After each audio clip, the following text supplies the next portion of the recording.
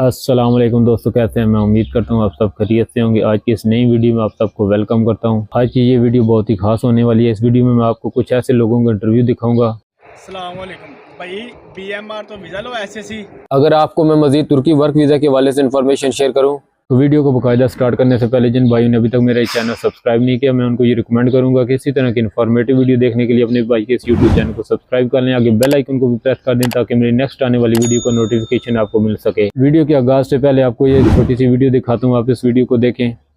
अस्सलाम वालेकुम भाई, BMR तो वीज़ा लो SSC हफ्ताबाद तो ठीक है। तकरीबन 3 फरवरी से इतने एंटर होगा 4 फरवरी ਨੂੰ सॉरी। उस तो बाद 1.5 महीना काम किया है। कंपनी ने सानू खुद रिजाइन किया है।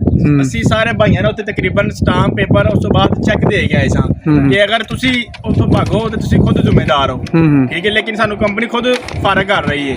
ਇਸ ਚੀਜ਼ ਦੇ ਅਸੀਂ ਖੁਦ ਜ਼ਿੰਮੇਦਾਰ ਨਹੀਂ, ਠੀਕ ਹੈ। ਚੀਜ਼ ਦੇ BMR ਵਾਲੇ ਜ਼ਿੰਮੇਦਾਰ ਨੇ। ਕੱਲ੍ਹ ਨੂੰ ਕੋਈ ਸਾਨੂੰ ਨੁਕਸਾਨ ਪਹੁੰਚੇ ਇਸ ਚੀਜ਼ ਦੇ ਉਹ ਜ਼ਿੰਮੇਦਾਰ ਨਹੀਂ। ਅਸੀਂ ਉਹਨਾਂ ਕੋਲ ਆਪਣਾ ਨੁਕਸਾਨ ਜਾ ਕੇ ਵਸੂਲ ਕਰਨਾ ਹੈ। ਇਸ ਤੋਂ ਬਾਅਦ ਇਹ ਭਾਈ ਜਵੇਦ ਨੇ, ਅਲੀ ਅਕਬਰ, मोहम्मद आजम, एहसानुल्लाह, फिजान भट्टी, सुभानुल्लाह, 6 बंदे ने खुद फारग किया है, ठीक है। पासपोर्ट सानू दे दिते ने, किमला को ना सारे को वापस ले ਲਈ। ਉਸ ਤੋਂ ਬਾਅਦ ਉਹਨਾਂ ਕਿਹਾ ਅਸੀਂ ਤੁਹਾਨੂੰ ਅੱਡੇ ਤਲਾ ਕਹਿੰਦੇ ਜਿੱਥੇ ਦਿਲ ਕਰਦਾ ਤੁਸੀਂ ਜਾਓ, ठीक है। ਸਾਨੂੰ ਇੱਥੇ ਦੱਸੋ ਹੁਣ ਅਸੀਂ ਕੀ ਕਰ सकते हैं।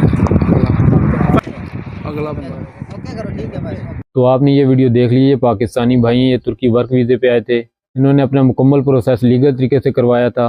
इस वीडियो को आप अपने व्हाट्सएप और फेसबुक के थ्रू अपने दोस्तों के साथ ज़्यादा से ज़्यादा शेयर करें ताकि लोग इस तरह की क्रिटिकल सिचुएशन में फंसने से बच सकें।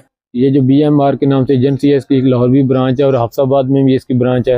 इस एजेंसी के जो ऑनर्स हैं वो वकील हैं। इस BMR से 100 गुना अच्छी एजेंसी जो कि इस्लामाबाद में काम कर रही हैं। आपको अपना वीज़ा प्रोसेस करवाने के लिए उनके पास जाना चाहिए ताकि आपको यहाँ आकर इस तरह की सिचुएशन फेस ना करनी पड़े।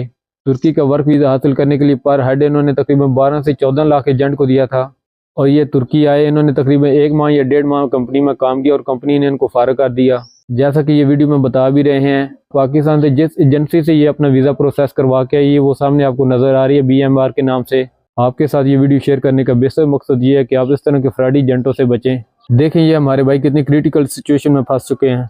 इन्होंने तकरीबन पाकिस्तान में गारंटी के तौर पर 10-10 लाख के चेक भी दिए हैं कि ये आगे भागेंगे नहीं, इलीगल एक्टिविटी नहीं करेंगे। लेकिन इन्होंने खुद क्या भागना था, इनको कंपनी ने ही भगा दिया। असल में ये जिस कंपनी में आए थे उस कंपनी में पहले ही लेबर तकरीबन मुकम्मल हो चुकी थी और पाकिस्तान से एजेंटों ने फ्रॉड करके 2 नंबर तरीके से इनको वीज़ा इशू करवाया।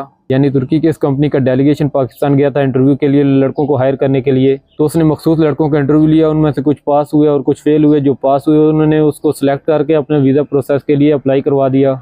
लेकिन जिन लोगों ने इंटरव्यू पास भी नहीं किया उनका भी इन एजेंटों ने 2 नंबर तरीके से वर्क परमिट निकलवा लिया और आगे से कंपनी ने जारी बात में इन लड़कों को हायर ही नहीं किया था तो कंपनी इनको काम पर कैसे रखती। आप इस तरह के 2 नंबर एजेंटों से बचें। अपना वीज़ा तुर्की का या किसी भी कंट्री का प्रोसेस करवाना हो तो एक अपने लिए एक अच्छी एजेंसी हायर करें कि जो फ्रॉड ना करती हो, 2 नंबरी ना करती हो। आप उस एजेंसी से अपना वीज़ा प्रोसेस करवाएं ताकि आपको यहाँ आकर किसी किस्म की मुश्किलात का सामना ना करना पड़े। यकीन करें काफ़ी मुश्किल होता है इस तरह की सिचुएशन को फेस करना। चलें, कुछ लोगों का तो लिंक होता है इधर, यहाँ कोई रिलेटिव हो गया, कोई दोस्त वगैरह हो गया, वो तुर्की काम करते हैं, वो उनके पास चले जाते हैं। लेकिन कुछ यहाँ ऐसे भी लोग होते हैं जिनका कोई लिंक वास्ता नहीं होता तुर्की। उन बेचारों को अपनी सेटिंग बनाने में काफ़ी मुश्किल पेश आती है क्योंकि उनका यहाँ कोई लिंक नहीं होता है। ऐसा कोई उनका सिस्टम नहीं होता कि जिसके ज़रिए वो आसानी के साथ अपने आप को दोबारा बिल्डअप कर सकें।